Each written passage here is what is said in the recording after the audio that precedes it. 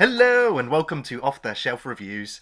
I really wish they'd left well enough alone. And I'm Gary, and today we're going to review and discuss Spiral from the Book of Saw, released in 2021 from writers Josh Stolberg and Pete Goldfinger and directed by Darren Lynn Bousman.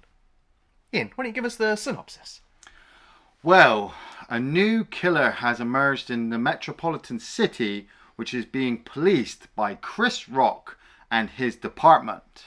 Chris Rock plays Detective Zeke Banks, and as he goes around the city coming across more of his cop partners being killed off, we realise that there is a new jigsaw in town putting all these cops into traps, and Zeke may just realise that he is closer to the case than he realises. Jigsaw copycat. That could be difficult.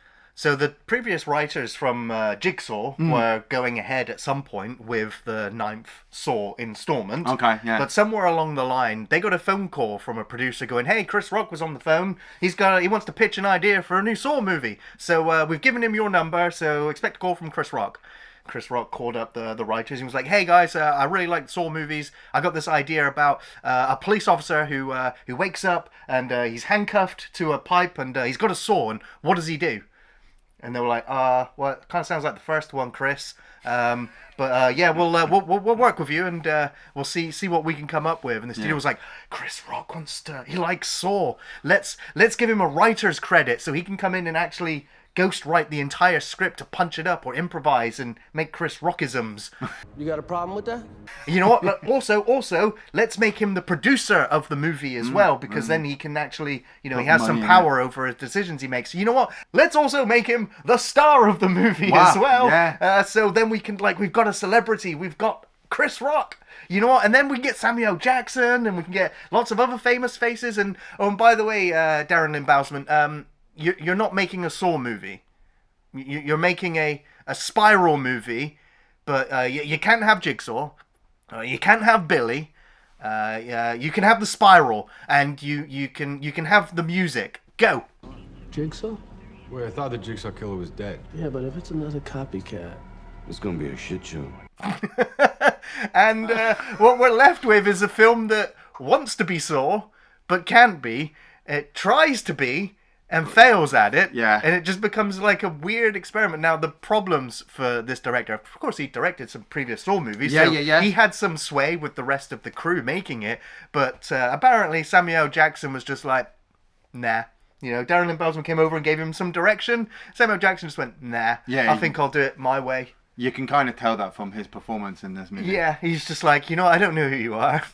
So I'm fucking Nick Fury. I'm Samuel Jackson. Nobody fucking tells me what to say, motherfucker. Yeah. I fucking write my own motherfucking script. Now, apparently, Darren Lynn was like, okay. And apparently somebody told him, Samuel Jackson does this with all new directors just to test their mettle to see whether they can, actually push him or direct him. And I was like, that's still a very shitty thing to do. Well, in fairness, the guy's been going up against Tarantino for a number of years, so he knows a good director. Yeah. He's just been assigned to star in a horror movie with some director, Yeah. He's just come off the back of Avengers as well. So I want to hate on Samuel Jackson, but that motherfucker knows what he's talking about when it comes to acting. Yeah. Well, it's a shame he couldn't, put some of that onto Chris Rock in this film. But I just want to go back to the director who also had more nightmares, more so than any of the other films, where this film had to be submitted to the MPAA 11 times. And they kept turning around and going, take a frame off there. Take 2 frames off of there. Take that bit out. Take that bit out. And every time they resubmitted it, they just went, no, we're giving you an X rating, X rating, X rating. Until the director was like, fine, I'm going to pout this trap, this death scene, that gory moment, that gory moment. And then the MPAA finally went, yeah, okay. And I secretly believe that the MPAA just watched this film and went, it is so awful. We're just going to mess with you and just keep saying no. No. And the problems for the director didn't stop there. The opening of this film, they got permission, apparently, to film at this fair. Right. Fireworks going off. Yeah. All these extras, but they're not extras. They're real people. They're real people. And they got in there with the cameras and they were filming their scene before the authorities found out and then chased the crew out of there going, you don't have permission permission to be in here, you're illegally filming. This kind of makes it kind of guerrilla filmmaking. It does. Like, you wouldn't think so when you've got, like, Chris Rock and Samuel Jackson involved. It's like, what is going on with this film? Well, I mean, from the sounds of it, it's heavily mixed up with the studio immediately, because the studio don't know what they're actually wanting to do. You know, they want a Saw movie because they want to make money and off the Saw franchise, bring it back to life, bring all the fans back in. But they also know that the last 3 to 4 Saw movies have not done very well. No, Jigsaw did very, very well. Really? Yes, and that is what I we think did go pushed and see it in them the to cinema. keep going. Yeah, let's keep going in a different direction. But Just keep changing. It did well, but it wasn't good. Yes, I agree. That's it. People had paid money to go and see the new Jigsaw movie, and then came out going, "That's a fucking pile of shit." So from my direction, the studio's like, "We're gonna make a lot of money from this, but let's not tell anybody really what's going on in the background. Let's just get them in the cinema to watch it." And so I was kind of excited, because I was like, "Oh shit, they're making a new Saw movie. Oh shit, it's called Spiral from the Book of Saw. Oh, I like that idea of new killers, you know, because, you know, John Kramer's dead, so we need, you know, like we'd seen at the end of Final Chapter, we need like Carrie Elwes or Hoffman or like the Cult of Saw to come in. Chris Rock's involved. Well, I mean, I'm not too sure about Chris Rock writing a horror movie, but Danny McBride has just done it for Halloween. You know, he's got a writer's credit in there. He's producing, and that's done well, other than Halloween Kills and Ends. But we'll get to that. So I'm like, okay, let's give Chris Rock a chance. But then I was reading about, you know, as the production was going on, I was reading that they were having troubles. They wouldn't go into details of what kind of troubles they were having. But then finally it did come out. And this, like I said, this film starts with this fairground, with these fireworks. You don't know really where you are, but there's a man in a hat. He is walking around and he gets bumped by this guy in a costume, and the guy in the costume steals this woman's purse. So it turns out that the guy in the hat is a police officer. He chases after the guy, gets to an open sewer grate, is annoyed that he's got to climb down into the sewer, doesn't bother calling in to back up. Oh, of course not. I mean, none of the police force in these movies do. They're just gung-ho. No, that's it. I think it turns out that actually he shouldn't have been there. Later on, I think we hear that he shouldn't have been there in the first place. But he climbs down into the sewers, and while he's about to capture the guy in the suit, he realizes it's a mannequin, and then he's taken out and subdued. And then he finds himself in the subway tunnel, standing on a rickety piece of wood with his hands tied behind his back in barbed wire, with his tongue in a vice. Yep. And then this is the moment where I'm going to guess maybe 80% of you would want to turn the film off, Yeah. and the rest of you would maybe carry on a little bit further, because this is the moment. The moment the pig-faced thing is on the TV screen, and the voice, Oh, God. when that voice kicks in, you are immediately removed from the film. Hello, Detective Boswick. I want to play a game. It is the worst choice they could have made. Now, granted, they wanted to be different, but it is sure as hell not better. This is perhaps the worst decision they could have made in this film. Yeah. It has no menace, no atmosphere, no otherworldly kind of presence. It sounds like the worst text-to-speech AI voice. Take a leap of faith and you will live. Only your weight will rip away your lying tongue and save you. Live or die. Make your choice. And it lacks anything. At least when Hoffman was recording his messages, he at least made them sound like John Kramer, Jigsaw, so that the police didn't know it was fucking Hoffman. This time round, and like we said, the studio's like, nope, you can't use any of that. It's fucking stupid, because they spend the rest of the movie going, oh, well, is John Kramer back, or is it a copycat? Well, obviously it's a copycat. It's not the same voice. It's not the same mask. This trap as well is so fucking ludicrous, because how unconscious do you have to be to not feel that somebody's pulling your tongue out and attaching it to a vice? What did he do? Tie his hands first and then hang him up into the vice?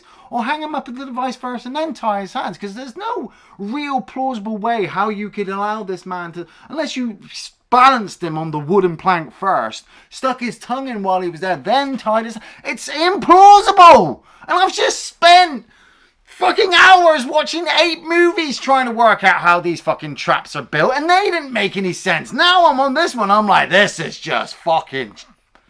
Yeah. I'm going to defend the movie here. Well, not all of it. I'm just going to defend the production team here because, again, the director, he was just like, hey, studio, I need some money because I really got this idea for an elaborate subway trap. And Chris Rock went, here's my checkbook. No, he didn't. He was like, I'm getting paid. You're taking my money for a dumb trap. And the studio was like, no, we don't have the money to shut down a subway station. Like, you're out of your mind. So he was like, right, okay, so on a small budget, he managed to get a really nice matte painting to go at the back. Yeah. They got a forced perspective miniature set so that the way the camera's positioned, so it's nice and symmetrical, so it looks kind of cool on screen, very cinematic, but that set was tiny. Yeah, and so it was. Credit to the filmmakers for making it look like a full underground subway, track. So, yeah. But yeah, the trap, you said, preposterous. The whole idea, and and then the guy he half-heartedly plays with the trap. Well, he's told that he's supposed to fall off the wood and sever his tongue, and the thing will sever his tongue, and he'll survive. But he doesn't. What he does is he rips his hands free of the barbed wire, and then he attempts to undo the vice. Yeah. Which doesn't give him enough time because the train comes along and splatters him in bad CGI. But you're in the movie at this point, and so then we cut the Chris Rock. It's 2021. Obviously, we have to talk about wokeness. And he stood there talking about how, Forrest Gump was mentally disabled, and that, Jenny was a fucking bitch for only trying to get to him because when she had AIDS. And I'm like, what the fuck is going on here? And she still wouldn't fuck him. Hey, eventually they got together. Yeah. After she got AIDS, as soon as she got AIDS, she's like, hey, Forrest. Chris Rock's a great stand-up comedian. I just don't expect a joke a minute in a Saw movie. That's what I was going to say as well. I was going to bring that up. He literally just does Chris Rock stand-up throughout his whole script of this movie. Like there is a joke hidden in a lot of the things, or just the way he acts is funny, and you're like, that's not supposed to be. You are supposed to be a kind of burnt-out cop who's going through a divorce. He says to his partner at one point, "Oh, I'm not divorced. I'm going through a divorce. That's worse." It's like, he's making jokes about divorce. Man, the exposition dumps at the beginning of this movie. Every single bit of dialogue is just exposition dump, exposition dump, exposition dump. And it's like, these aren't two characters talking to each other. This is two people reading the bullet points of the script so that the audience knows exactly who we are. And it hits us with every goddamn police cliche and trope in the book. Yeah, he's in this robbery at the start in this hotel with these criminals, and they steal all the drugs, they steal all the money. He's acting over the top. I want everything. I'm like, nobody else in the hotel is gonna fucking notice you shouting that. I want that coat. I want that money. Then they get in the car and they go down this elevator, and as the car comes up, all the cops are there, right? And one of them goes, "Hey, Zeke." So then we cut to the fucking captain giving Zeke shit because obviously he's the loose cannon cop going off on his own. He's a detective who works for homicide, but here he is with drugs and robbery because he's trying to stop them from killing more people. And if his cover hadn't been blown, then he would have captured more. But nobody knew he was undercover in the first place anyway, so he's lucky he didn't get fucking shot. And then the whole time, he's angry at all the other cops in the department because none of them trust him. Because 12 years ago, I handed in my partner because he was a fucking corrupt cop. 12 years ago, I turn in a dirty cop. I get a medal for it. Big fucking deal. I also got a bullet, and I got to look over my back for the rest of my career. Shut up! So now we all know where everything stands. Like, Chris Rock is the only good cop in the whole world. In the whole world, Everybody else sucks and is corrupt. Oh, except for his new partner, which this film tries to be like, hey, you know what? This Saw movie, it's a buddy cop movie. It's like Training Day. It's like Seven. It's like 48 hours, and here we go. But it's in a horror movie. Yeah. But the two of them don't have a single good buddy cop moment. No, Chris Rock is a complete dick to this guy, like right from the start, because he doesn't want to babysit a rookie. And the rookie, Max Minghella, playing Detective Will Shank, he's so just Like, I'm coming off the back of 8 fucking Saw movies. Anybody who just happens to walk into this situation to join this group of people, I'm immediately fucking suspicious of. I was suspicious of the Buckethead guy in the last movie. I didn't even see what happened to him fucking towards the end. So immediately fucking Shank walks in and I'm like, I don't trust you. Why do we have this partner here? We want to obviously follow Chris Rock. And Chris Rock is just like, hey, my dad used to be the captain of this department and he stepped down, played by Samuel L. Jackson. Our relationship's frayed as well. And it's like there's all this story stuff going on, but yeah, it's only being half-heartedly, given to you. Yeah, Chris Rock doesn't like Samuel Jackson, and Samuel Jackson has been, what's he been doing for 12 years since he left the police department? Walking around with they both even say being a landlord. That's it. He says, you forget who the landlord is? I'm like, yeah, is it you? Because I don't know. And then Chris Rock goes, well, we live in the same building, Dad, and you just kind of nodded to me like we're the only 2 black people at a baseball game. I'm like, is this supposed to be funny? I honestly don't fucking care. But they start to obviously investigate more of these killings because they get sent to the body in the subway, and that's when Zeke is just like, oh, I don't know a homeless guy who's wearing a Fitbit and a wedding ring, and then they realize that they get a package sent to him. And it's the badge of his Well, no, he gets friend. The USB file, which sends him to the courthouse, which sends him to the badge, which leads them to believe that Boz, his friend, his old partner, has been murdered horribly. Yeah, not once in this whole movie does anybody do a DNA test. No. Not once. They honestly just look at a body part and a badge and go, oh, well, that must be a cop.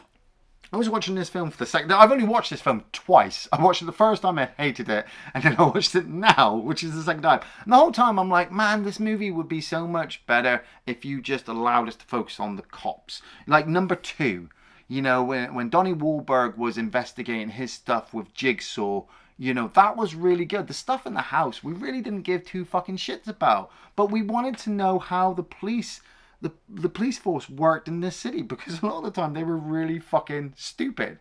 So then Chris Rock comes along, the movie's supposed to focus on him, and I'm like, okay, we're going to get some good investigation, detective work, mystery. No, Chris Rock could literally walk in a room and go, there it is. And you just are supposed to buy it. Like when he goes to meet his old partner's wife, and he gets there and he's like, I'm really sorry, and she's really upset. And then Shank just pops out and goes, hi, I'm the new partner. And he just takes the flowers from him, doesn't he? He slams the door in his face. They walk out into the back of the garden, and he's like, look, I'm going to find this guy. I'm going to find out who did it and get him for your bars because we were so close. Oh, by the way, can I take all of his electronic devices off of you? Because I really want to check, all of his history. Honestly, the acting in these scenes is so mediocre or bad.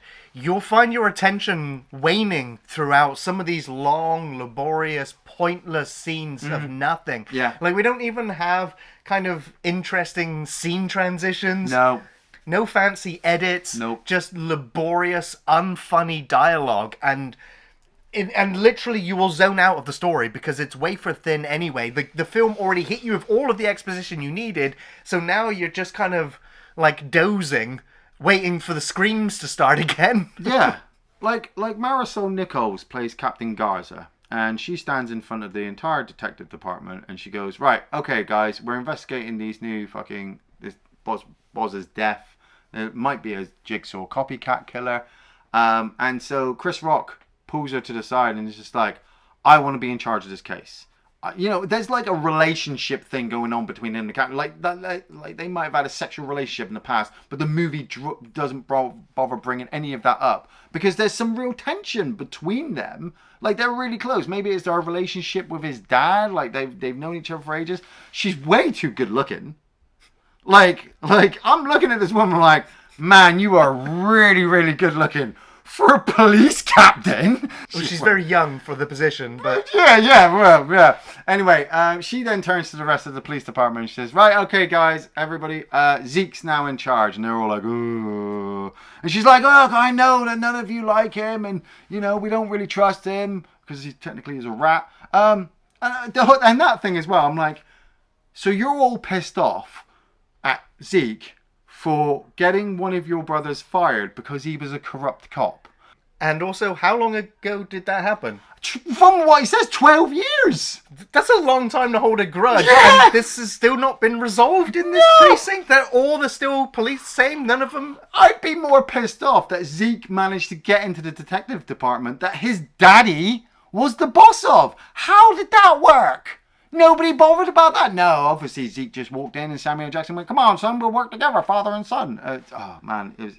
Samuel Jackson's performance in The Other Guys, when he jumps off the building with Dwayne The Rock Johnson, was better than his performance in this. Oh, yeah. Yeah. His performance in anything is better than what it is in this.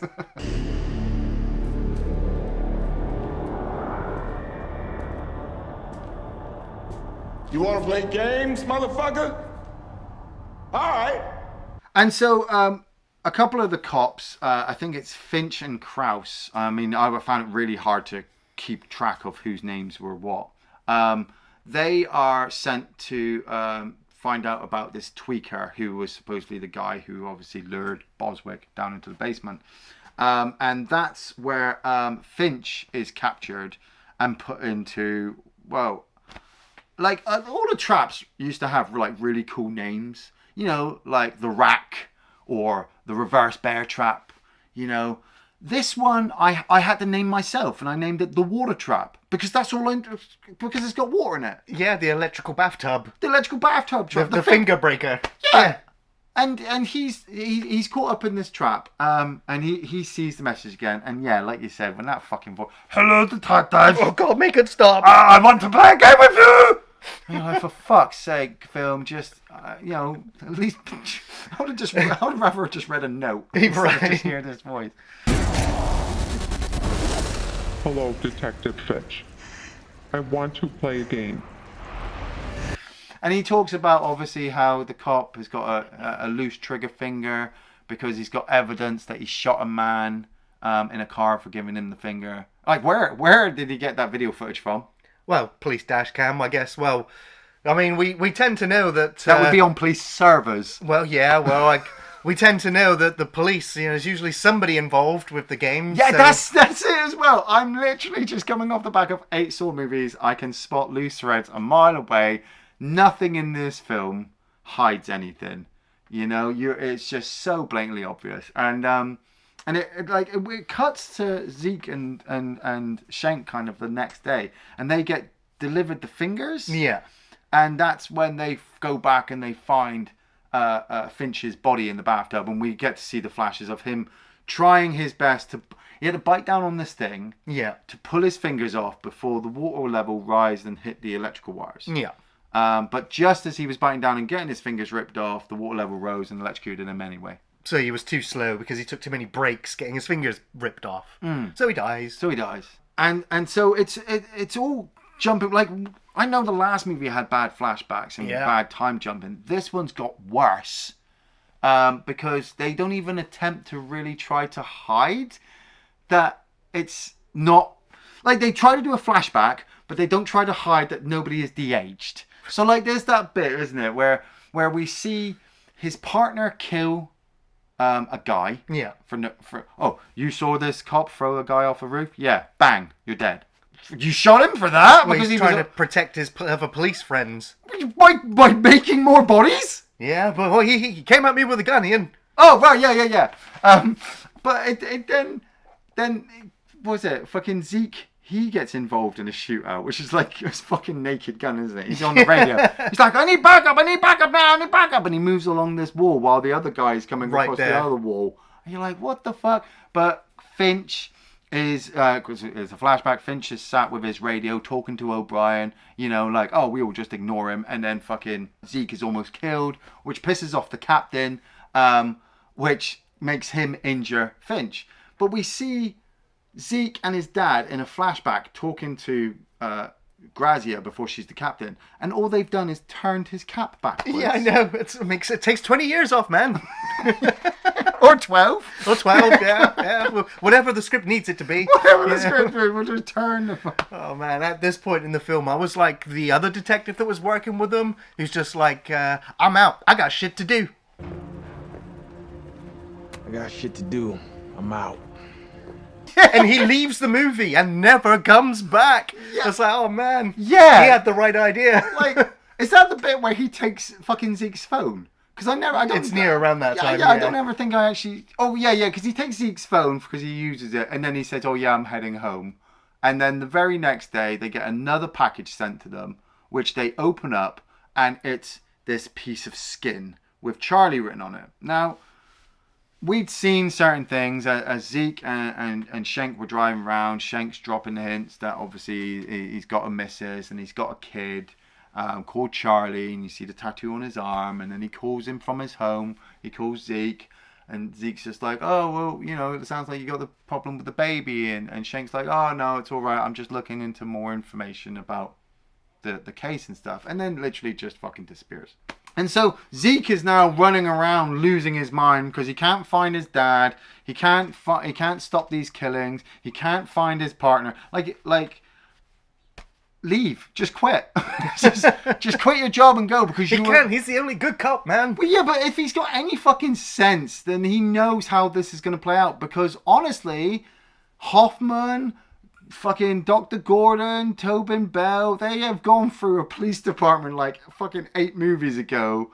You're about to suffer the same fate, mate. But he comes under gets the information that the captain, she's going to be involved in another trap. Well, that was it. He got a riddle about losing his head. Yes. Should he continue the investigation? And then, oh no, well, we get interrupted because some random police officer got stabbed or attacked by somebody wearing a pig mask. Yeah. So let's send the entire police force out to rescue that one cop. Yeah, the entire police force. And so the captain says, well, I've got to head down into the basement to find something. And so she heads down and immediately sees somebody in a pig mask. Yeah. And instead of, she pulls her gun, but the door shuts. So instead of shooting the guy with the pig mask, she decides to shoot the massive, huge metal security door from the inside.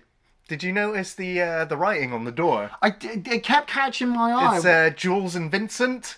Guys from Pulp Fiction. Yeah. Doesn't matter. Doesn't mean anything. What was that? Samuel Jackson go, hey, guys, I've got an idea. We should put the names of my characters from Pulp Fiction on there. So she shoots the door and it doesn't work. And then she gets tear gassed and knocked out. And the whole time I'm like, this is the basement of the police department.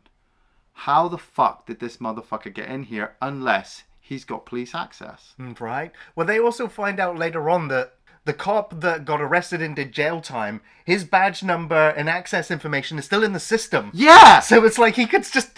So it's like, oh, he's clearly the suspect then. And it's like, how can it be his partner? Because we actually go to see his ex-partner, and he's running an Alcoholics Anonymous group in a church, and he sleeps in the church basement. And so you're like, well, obviously it's not him.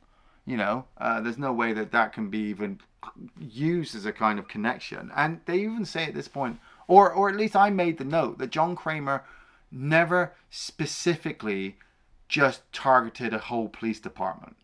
You know, he would target cops individually, you know, that had been corrupt. He wouldn't attempt to destroy a whole fucking detective fucking section of a police department simply because there's a couple of bad ones in there. And to the point that, like, the captain wakes up in the basement and she's lying on this thing and there's hot wax dripping on her face.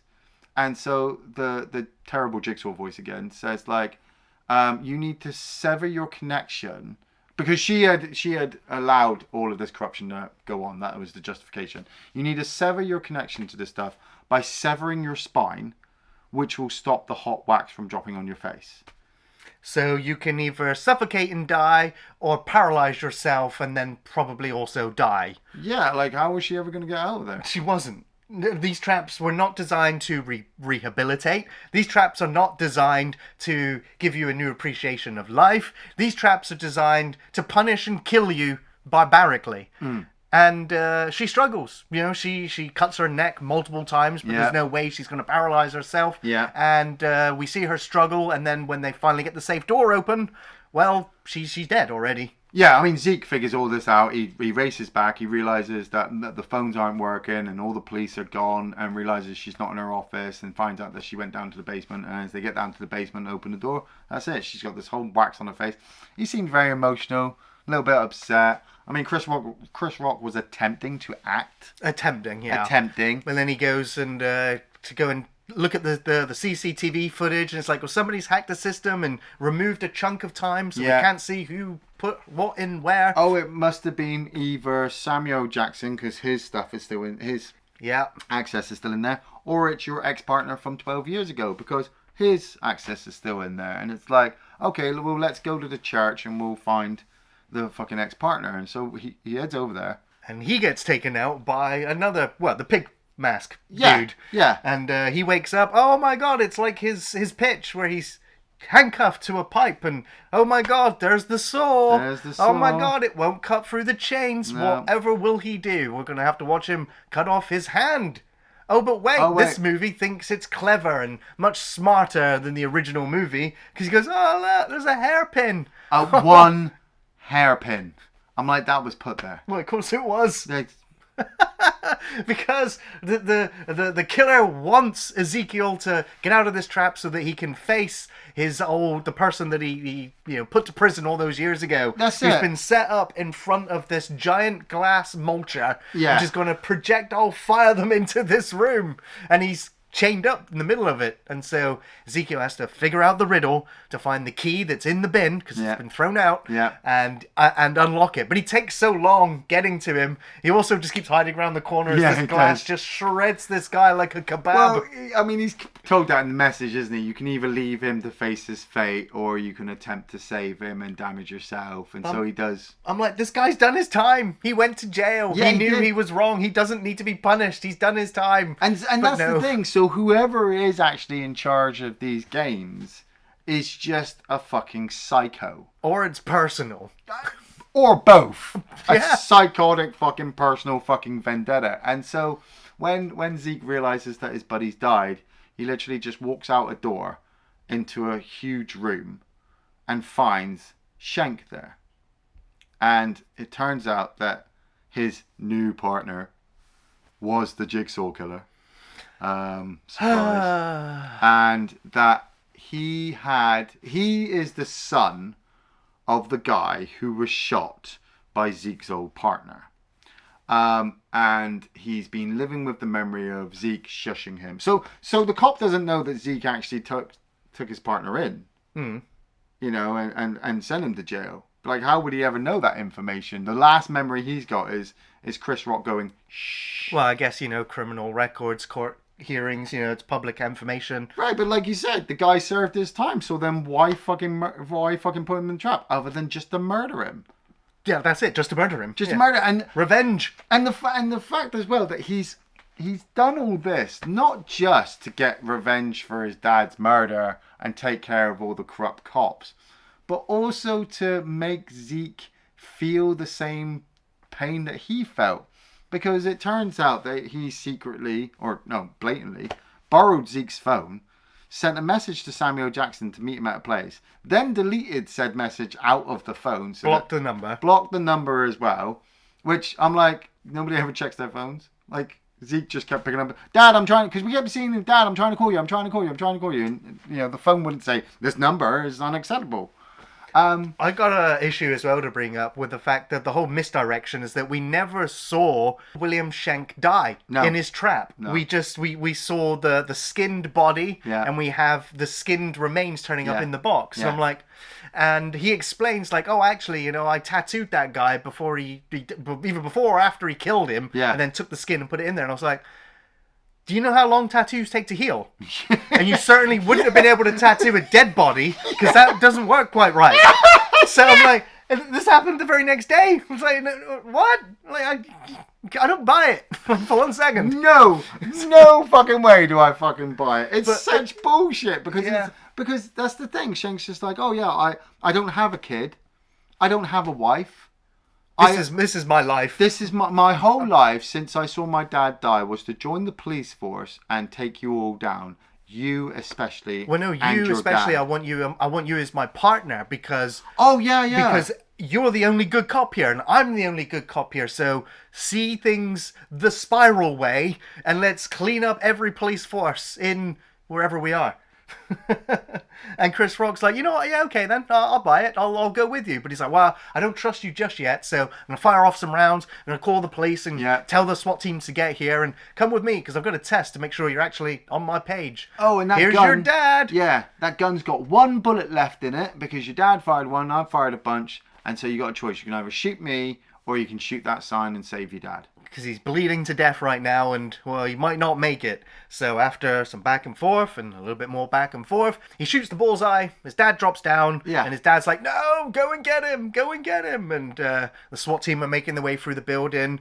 Ezekiel starts wrestling with William in the elevator, and then and then when this is a huge continuity issue here. Yeah. Like, I mean, you might not notice it, but when the SWAT team get to the door, they're soaring through it. Yeah. And they are on the right side of the door. Yeah. And then when you come to inside the building, they're cutting through on the right side of the door, but they should actually be on the left side. Of the door. So you're just like, wait a minute, what? Hang on, mate. How are they cutting through that side? Yeah.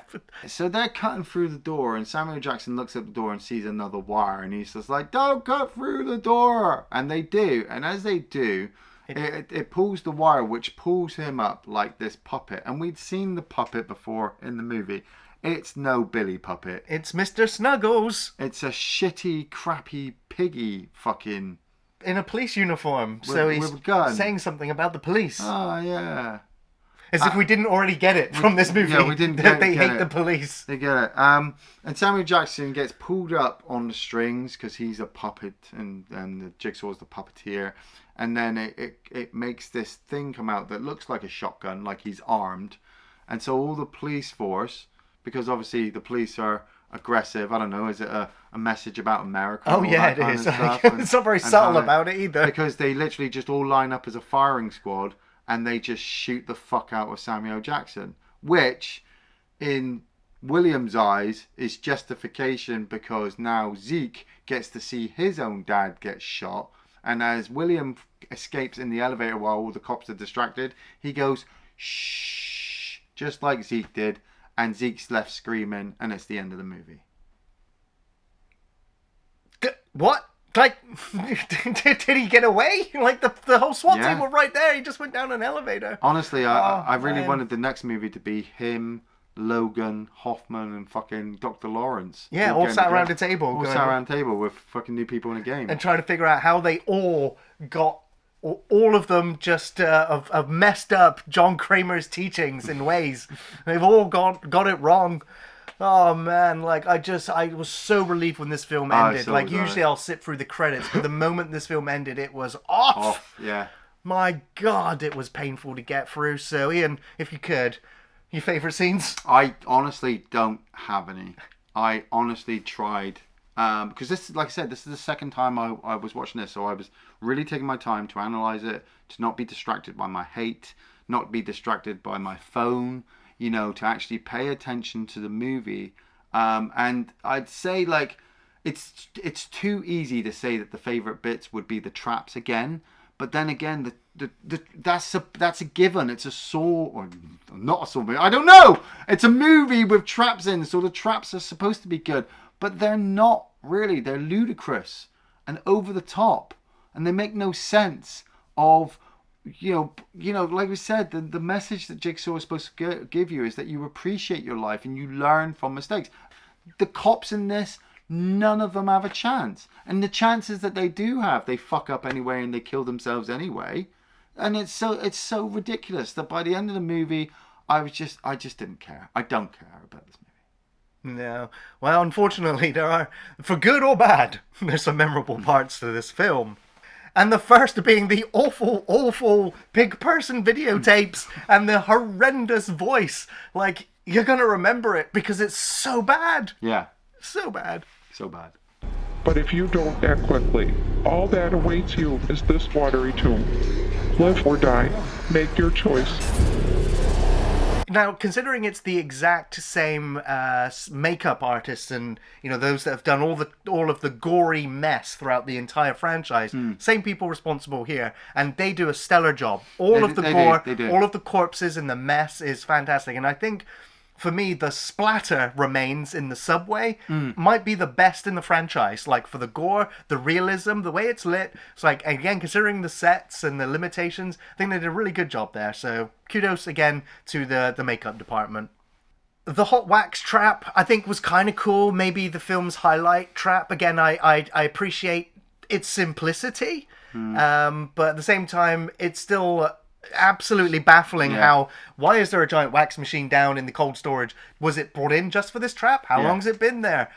Did he know it was in there, therefore plan to use it for this trap? Like, stop thinking. Stop thinking. Yeah. The glass breaker trap I thought was also pretty cool. It was fun to just see all the glass shards flying everywhere and getting ripped to pieces, and then the gory remains. That was okay. And of course, the absolute best moment in the entire film was when that cop just went, "I got shit to do, bye." Because that was like most of us in the audience going, "Take me with you." I don't know whether that guy was supposed to be in another trap later on because maybe it was cut by the MPAA, so who knows. Yeah, there's a couple of cops that you just never see again. Yeah, really. They died gruesome deaths, apparently. Well. Just like most of the audience. Ian, do you recommend Spiral? I recommend Spiral Pasta, because I think that goes well with bolognese and cheese. I recommend Spiral Salt and Vinegar Crisps, because they're kind of cool if you never tried them. I also recommend Spiral, I think it's from 2017, the satanic gay couple movie. I do not at all recommend Spiral, the Book of Saw. It's a horrible, horrible cash-in from the studios, attempting to get us to come back to the cinema to watch a series of movies that we'd kind of gotten a bit tired of like 3 movies ago. This is like the remake Nightmare on Elm Street. You don't want to watch it, but you kind of feel like you should. And then when you do, you realize that you really shouldn't have. This is like... Spiral is almost as bad as Spookies. Almost as bad as Spookies. Like, there's a fine line. Like, I could watch Spookies again because it's just fucking ludicrously stupid. Why would I ever want to watch Spiral again? I don't enjoy the performance by Chris Rock or Samuel Jackson.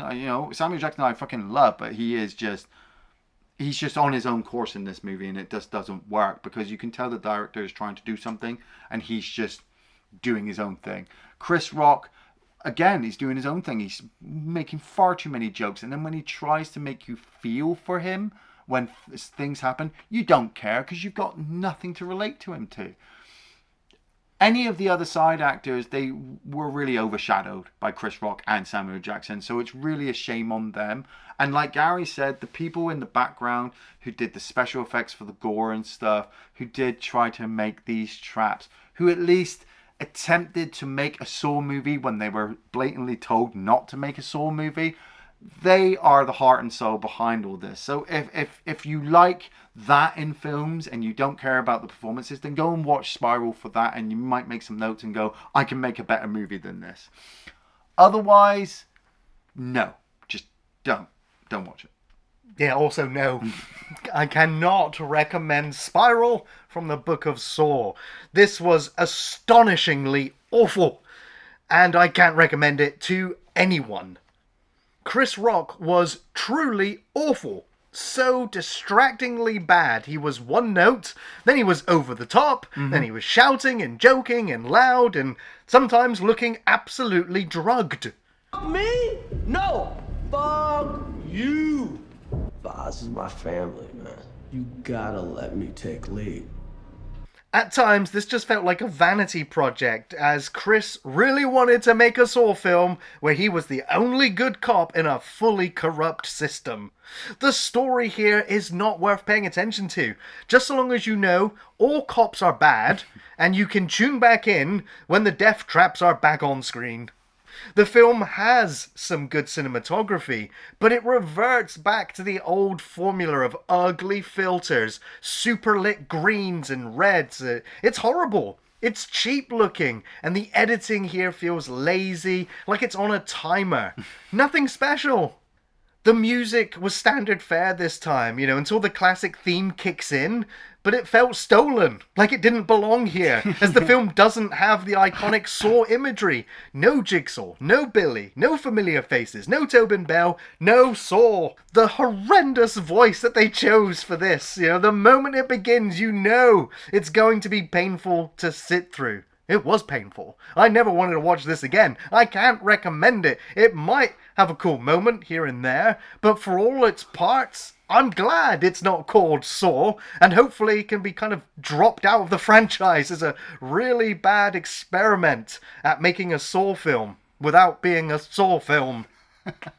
Discover a new chapter. Or don't. Or don't. Thanks for watching Off the Shelf Reviews.